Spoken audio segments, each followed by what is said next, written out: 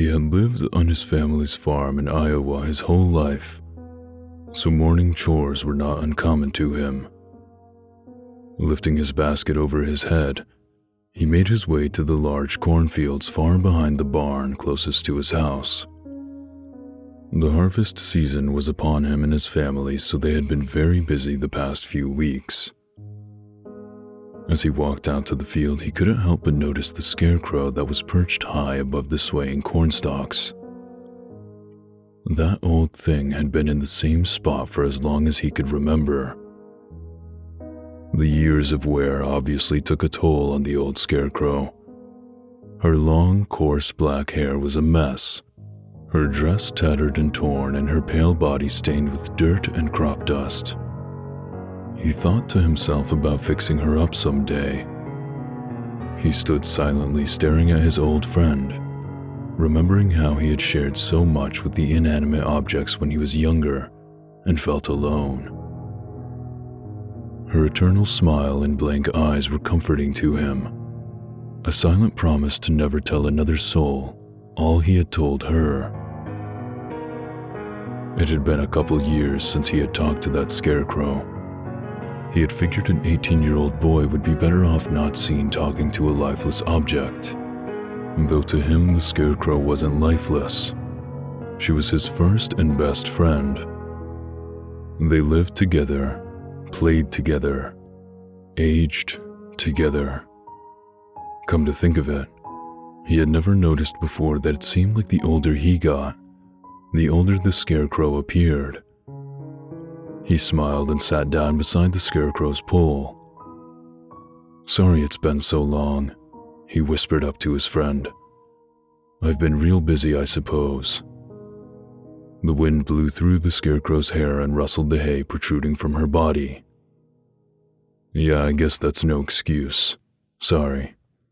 But I met this girl," he said, half smiling.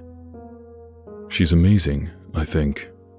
You know, she may be the one." Sudden silence filled his ears as the wind blowing through the cornfield abruptly stopped. The scarecrow stood perched, completely still. "Would you like to meet her? I'm sure she'd love you. I'm having her over here for supper tonight. I'll bring her out afterwards and introduce you two," he told the scarecrow as he stood up.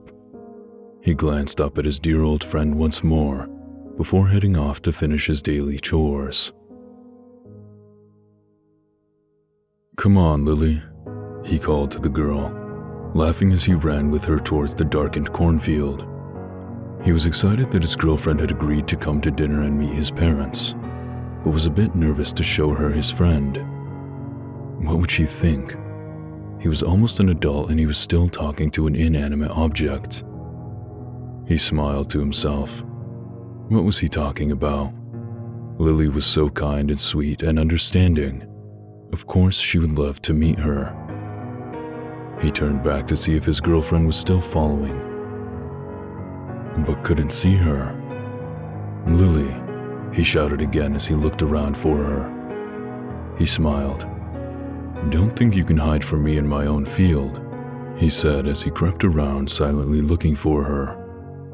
Pushing through the corn stalks, he came upon the scarecrow's perch, seeing the back of his friend first. "Hey there," he whispered. "I brought her to see you." He broke off suddenly when he walked to the front of the scarecrow and found that it wasn't his friend, but Lily. Her arms and legs were bound coarsely with dirty ropes to the old wooden post, and her stomach was cut open, with her internal fluids dripping from the wound. His face paled and he dropped to his knees in shock. As his hands touched the ground, he felt a piece of paper right beside the wooden post. Hands shaking, he picked it up and read the poorly written message. "Now you don't have to be so busy." He read aloud, his voice shaking and eyes filling with tears. He tore up the paper and stood once more to look at the corpse hanging on the perch in front of him, before turning around to meet the ever-smiling face of his dear old friend.